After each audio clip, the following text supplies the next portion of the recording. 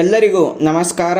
ನಾನು ಗಣೇಶ್ ಪಾಟೀಲ್. ಸ್ನೇಹಿತರೆ, ಈ ವಿಡಿಯೋದಲ್ಲಿ ನಾವು ಅಗ್ರಿಕಲ್ಚರ್ ಪರ್ಪೋಸ್ಗಾಗಿ ಸರ್ಕಾರಗಳಿಂದ ಕೆಲವರಿಗೆ ಲ್ಯಾಂಡ್ ಅನ್ನ ಗ್ರಾಂಟ್ ಮಾಡಲಾಗ್ತದೆ. ಈ ಲ್ಯಾಂಡ್ ಅನ್ನ ಗ್ರಾಂಟ್ ಮಾಡಲು ಇರುವಂತಹ ಪ್ರೊವಿಷನ್ಸ್ ಗಳೇನು ಮತ್ತು ಲ್ಯಾಂಡ್ ಗ್ರಾಂಟ್ ರೂಲ್ಸ್ ಗಳೇನು ಅನ್ನೋದನ್ನ ಇಲ್ಲಿ ಡಿಸ್ಕಸ್ ಮಾಡೋಣ. ಕರ್ನಾಟಕ ಲ್ಯಾಂಡ್ ರೆವೆನ್ಯೂ ಆಕ್ಟ್ 1964 ನ ಪ್ರಕಾರ ಅಗ್ರಿಕಲ್ಚರ್ ಪರ್ಪೋಸ್ಗಾಗಿ ತಹಸೀಲ್ದಾರ್ ಆಗಿರ್ಬೋದು, ಅಸಿಸ್ಟೆಂಟ್ ಕಮಿಷನರ್ ಆಗಿರ್ಬೋದು, ಡೆಪ್ಯೂಟಿ ಕಮಿಷನರ್ ಆಗಿರ್ಬೋದು ಅಥವಾ ಡಿವಿಷನಲ್ ಕಮಿಷನರ್, ಇವರೆಲ್ಲ ಈ ಆಕ್ಟ್ ನಡಿಯಲ್ಲಿ ಕೆಲ ವರ್ಗದ ಜನರಿಗೆ ಲ್ಯಾಂಡ್ ಅನ್ನ ಗ್ರಾಂಟ್ ಮಾಡಬಹುದು. ಮತ್ತು ಈ ಲ್ಯಾಂಡ್ ಅನ್ನ ಗ್ರಾಂಟ್ ಮಾಡಲು ಇರುವಂತಹ ರೂಲ್ಸ್ ಗಳು ಏನು, ಯಾವ ಒಂದು ರೂಲ್ಸ್ ನ ಆಧಾರದ ಮೇಲೆ ಈ ಲ್ಯಾಂಡ್ ಅನ್ನ ಗ್ರಾಂಟ್ ಮಾಡಬೇಕು ಅಂದ್ರೆ ಅದಕ್ಕೆ ಸಪರೇಟ್ ಆಗಿ ಕರ್ನಾಟಕ ಲ್ಯಾಂಡ್ ಗ್ರಾಂಟ್ಸ್ ರೂಲ್ಸ್ 1969 ಅಂತ ಹೇಳಿದೆ. ಇದರ ಆಧಾರದ ಮೇಲೆ ಲ್ಯಾಂಡ್ ಅನ್ನ ಗ್ರಾಂಟ್ ಮಾಡಲಾಗ್ತದೆ. ಮೊದಲಿಗೆ ಕರ್ನಾಟಕ ಲ್ಯಾಂಡ್ ರೆವೆನ್ಯೂ ಆಕ್ಟ್ 1964 ನ ಸೆಕ್ಷನ್ 11 ನ ಪ್ರಕಾರ ರೆವೆನ್ಯೂ ಆಫೀಸರ್ಸ್ ಗಳು ಲ್ಯಾಂಡ್ ಅನ್ನ ಗ್ರಾಂಟ್ ಮಾಡುವಂತಹ ಪವರ್ ಅನ್ನ ಹೊಂದಿದ್ದಾರೆ. ಮೊದಲಿಗೆ ತಾಲೂಕಾದಲ್ಲಿ ಬರುವಂತಹ ತಹಸೀಲ್ದಾರ್ ಅವರು ಡ್ರೈ ಲ್ಯಾಂಡ್ ಇದ್ರೆ 2 ಹೆಕ್ಟರ್ ನವರೆಗೆ, ವೆಟ್ ಲ್ಯಾಂಡ್ ಅಥವಾ ಗಾರ್ಡನ್ ಲ್ಯಾಂಡ್ ಇದ್ರೆ 1 ಹೆಕ್ಟರ್ ನವರೆಗೆ ಲ್ಯಾಂಡ್ ಅನ್ನ ಗ್ರಾಂಟ್ ಮಾಡಬಹುದು.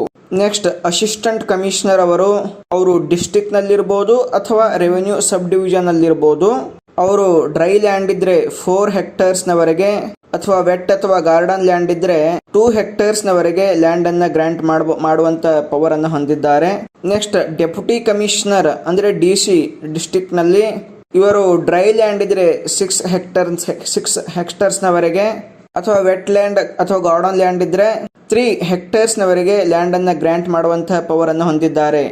Next divisional commissioner dry land ಇದ್ರೆ ಇವರು 6 ಹೆಕ್ಟರ್ ನಿಂದ ಹಿಡ್ಕೊಂಡು 10 ಹೆಕ್ಟರ್ಸ್ ನವರೆಗೆ ಡ್ರೈ ಲ್ಯಾಂಡ್ ಅನ್ನ ಅಥವಾ ಗಾರ್ಡನ್ ಅಥವಾ ವೆಟ್ ಲ್ಯಾಂಡ್ ಇದ್ರೆ 3 ಹೆಕ್ಟರ್ ನಿಂದ ಹಿಡ್ಕೊಂಡು 5 ಹೆಕ್ಟರ್ ನವರೆಗೆ ಲ್ಯಾಂಡ್ ಅನ್ನ ಗ್ರಾಂಟ್ ಮಾಡುವಂತಹ ಪವರ್ ಅನ್ನು ಹೊಂದಿದ್ದಾರೆ. ಇವರನ್ನ ಹೊರತುಪಡಿಸಿ ಏನಾದರೂ ಸ್ಪೆಷಲ್ ಅಸಿಸ್ಟೆಂಟ್ ಕಮಿಷನರ್ ಅವರನ್ನ ಲ್ಯಾಂಡ್ ಗ್ರಾಂಟ್ ಗೋಸ್ಕರ ಅಪಾಯಿಂಟ್ಮೆಂಟ್ ಮಾಡಿದ್ರೆ ಅವರು ಕೂಡ ಡ್ರೈ ಲ್ಯಾಂಡ್ ಇದ್ರೆ ಅಪ್ ಟು 4 ಹೆಕ್ಟರ್ಸ್ ನವರೆಗೆ ಅಥವಾ ವೆಟ್ ಲ್ಯಾಂಡ್ ಇದ್ರೆ ಅಪ್ ಟು 2 ಹೆಕ್ಟರ್ಸ್ ನವರೆಗೆ ಇವರು ಕೂಡ ಲ್ಯಾಂಡ್ ಅನ್ನ ಗ್ರಾಂಟ್ ಮಾಡುವಂತಹ ಪವರ್ ಅನ್ನು ಹೊಂದಿರ್ತಾರೆ.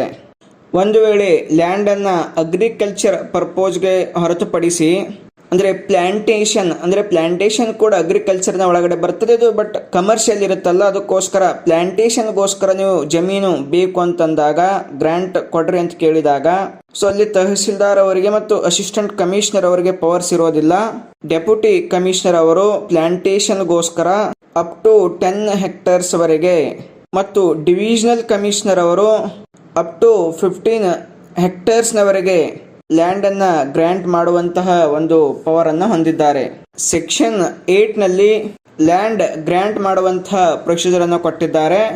ಯಾವ ವ್ಯಕ್ತಿ ಗ್ರಾಂಟ್ ಆದಂತಹ ಲ್ಯಾಂಡ್ ಗಳನ್ನ ಪಡೆದುಕೊಳ್ಳೋದಕ್ಕೆ ಎಲಿಜಿಬಲ್ ಇದ್ದಾರೆ ಅಂತಹ ವ್ಯಕ್ತಿ ಮೊದಲು ತಹಸೀಲ್ದಾರ್ ಆಫೀಸ್ ಅವರಿಗೆ ಅಪ್ಲಿಕೇಶನ್ ಅನ್ನ ಕೊಡಬೇಕಾಗುತ್ತೆ.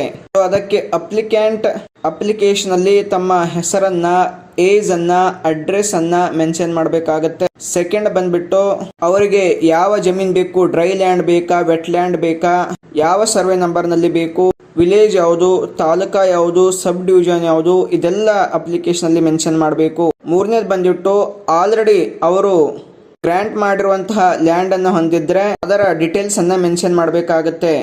ನೆಕ್ಸ್ಟ್ ಬಂದ್ಬಿಟ್ಟು ಅಥವಾ ಅಪ್ಲಿಕೇಶನ್ ಹಾಕುವಂತಹ ವ್ಯಕ್ತಿ SC ಅಥವಾ ST ಕಮ್ಯುನಿಟಿಗೆ ಸೇರಿದ್ರೆ, ಲ್ಯಾಂಡ್ ಅಕ್ವಿಸಿಷನ್ ಎಫೆಕ್ಟ್ ಆದಂತಹ ವ್ಯಕ್ತಿ ಆಗಿದ್ರೆ ಅಥವಾ ಟೀನೆಂಟ್ ಆಗಿದ್ರೆ, ಎಕ್ಸ್ ಸರ್ವಿಸ್ ಮೆನ್ಸ್ ಆಗಿದ್ರೆ, ಸೋಲ್ಜರ್ ಆಗಿದ್ರೆ ಅಥವಾ ಪಾಲಿಟಿಕಲ್ ಇಂದ ಸಫರರ್ ಆಗಿದ್ರೆ ಅವರು ಅದನ್ನ ಮೆನ್ಷನ್ ಮಾಡಬೇಕಾಗುತ್ತೆ. ಒಂದು ವೇಳೆ ಅಪ್ಲಿಕ್ಯಾಂಟ್ ಪ್ರೀವಿಯಸ್ಲಿ ಕೂಡ ಅವರು ಅಪ್ಲೈ ಮಾಡಿದ್ರೆ ಸೊ ಅವಾಗ ಏನು ಅವರು ಎಂಡೋರ್ಸ್ಮೆಂಟ್ ರಿಸೀವ್ ಮಾಡಿದ್ರಲ್ಲ ಅದನ್ನು ಕೂಡ ಅಲ್ಲಿ ಮೆನ್ಷನ್ ಮಾಡಬೇಕಾಗುತ್ತೆ. ಒಂದು ವೇಳೆ ಲ್ಯಾಂಡ್ ಗ್ರಾಂಟ್ ಆಗಿದ್ರೆ ಅದರ ಒಂದು ಪರ್ಟಿಕ್ಯುಲರ್ಸ್ ಅನ್ನ ಮೆನ್ಷನ್ ಮಾಡಬೇಕಾಗುತ್ತೆ. ಈ ಒಂದು ಪ್ರೊಸೀಜರ್ ನ ಮುಖಾಂತರ ಅವರು ಲ್ಯಾಂಡ್ ಗ್ರಾಂಟ್ ಗೆ ಅಪ್ಲಿಕೇಶನ್ ನ ಹಾಕಬಹುದು.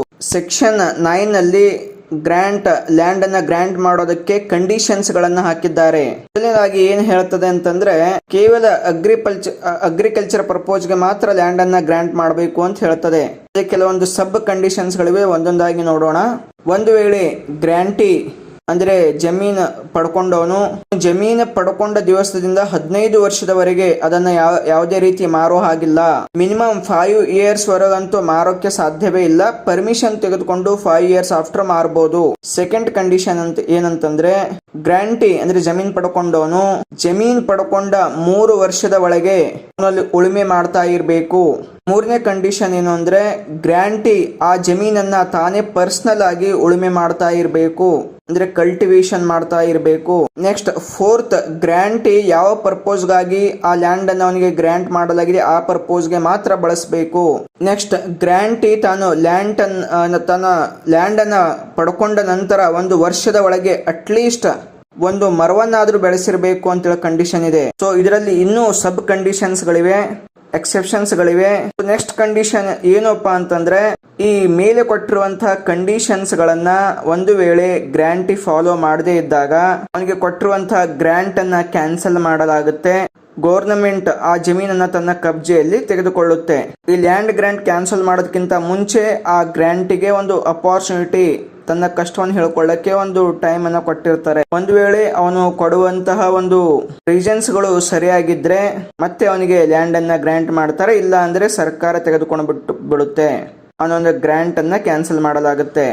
ಸೊ ಸ್ನೇಹಿತರೆ, ಇದಾಗಿತ್ತು ಲ್ಯಾಂಡ್ ಗ್ರಾಂಟ್ಸ್ ನ ಬಗ್ಗೆ ಮಾಹಿತಿ, ಪ್ರೊಸೀಜರ್ ಮತ್ತು ಕಂಡೀಷನ್ಸ್ ಗಳು. ನೆಕ್ಸ್ಟ್ ವಿಡಿಯೋದಲ್ಲಿ ಇನ್ನೊಂದು ಟಾಪಿಕ್ ಬಗ್ಗೆ ಡಿಸ್ಕಸ್ ಮಾಡೋಣ. ಎಲ್ಲರಿಗೂ ನಮಸ್ಕಾರ.